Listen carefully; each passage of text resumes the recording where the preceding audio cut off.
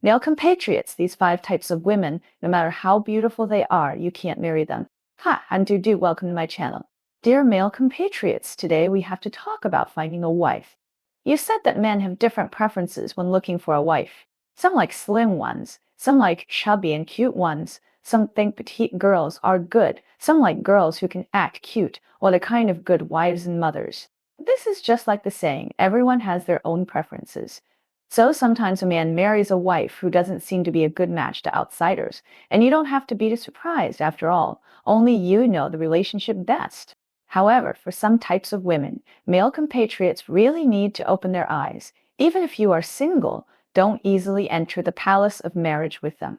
Today, I will tell you about these 5 types of women, especially the first type. You really have to be careful. Let's talk about the first type, women who are too casual. What does casual mean? In a relationship, this is a particularly irresponsible attitude towards love. This kind of woman treats love as a game and has no bottom line or principles at all. She may flirt with a stranger today and be hot with another person tomorrow. In her eyes, changing partners is like changing clothes, and she doesn't think there is any problem at all. If you marry such a woman, it will be miserable. You will find that you can't catch her heart at all. In her heart, you may be one of her many spare tires. Moreover, because of her casual attitude, the trust between you is like paper which will break with a poke. You will live uneasy every day, always worrying that she is unclear with someone again, and this anxiety will always haunt you. Do you think you can still live a good life? So, brothers, if you meet such a casual woman, you must think more and don't be impulsive. Let's talk about the second type, the woman who only has her natal family in her eyes. We have all heard the saying, a daughter who is married is like water that has been poured out, but some women are like water that cannot be poured out, and their hearts are things about their natal family. Especially those brother-supporting demons are typical representatives. In her world, her mother's family is always the most important. When her brother has no money to go to school, she takes the money from her family to pay for the tuition without saying a word. When her parents have problems with their retirement, she takes all the money from her own family to her mother's family. No matter big or small things at home, she has to intervene, regardless of the impact on her own small family. Think about it. If you marry such a woman, isn't that asking for trouble? Originally, marriage is for 2 people to live together and share family responsibilities, but she is so good that she only thinks about her mother's family. Not only do you have to take care of your own family, but you also have to keep sending money and things to her mother's family.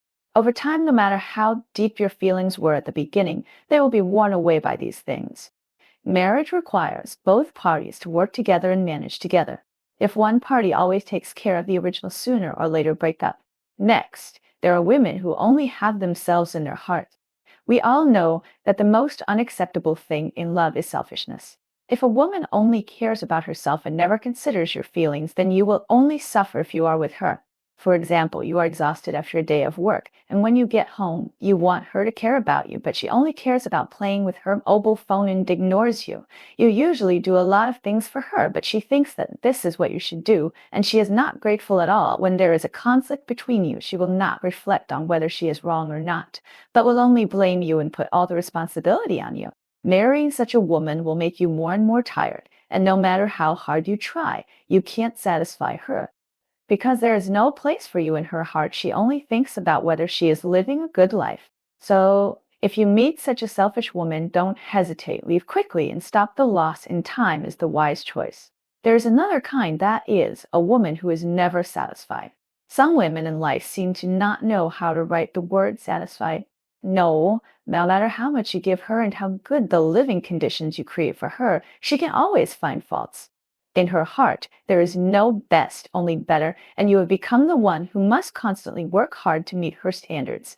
When you are with such a woman, you feel that you have always lived in her shadow, and the pressure is so great that you can't breathe. You work hard to make money and buy her a house, but she thinks the house is not big enough. You buy her a car, but she thinks the car is not good enough. You take her on a trip, but she still finds something unsatisfactory. In such a marriage, you will not only feel depressed and tired, but over time your self-confidence will be hit to the ground. Marriage should be based on mutual understanding and tolerance, but if one party is always dissatisfied, the other party will definitely be exhausted. The last type is those women who ask you to buy gifts, send red envelopes, and transfer money after knowing each other for only a few days. Some women now regard love as a transaction. You have only known her for a few days, and she starts to find all kinds of excuses to ask you to buy her this and that, asking you to send a red envelope today and transfer tomorrow. If you don't agree, she will give you a cold face or say that you don't love her. Think about it. If you are with such a woman, won't you become her cash machine? What real feelings do you have between you? It's all maintained by money. Moreover, this kind of feelings based on material things are very fragile.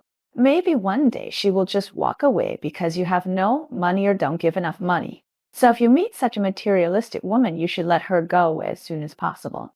After all, true love cannot be measured by money. Marriage is a big event in life.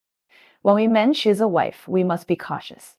We can't just look at the other person's appearance or whether she has ability. The most important thing is to see whether she is kind-hearted and has good character.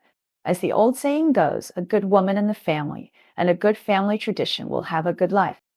We have to think about the rest of our lives and find a woman who can support, respect, and understand each other with us so that we can live a happy life.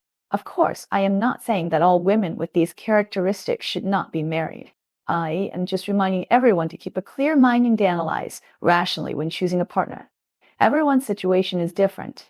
We have to make the most suitable choice for ourselves according to our actual situation and needs. I hope that all male compatriots can find the other half that is truly suitable for them and live a happy life.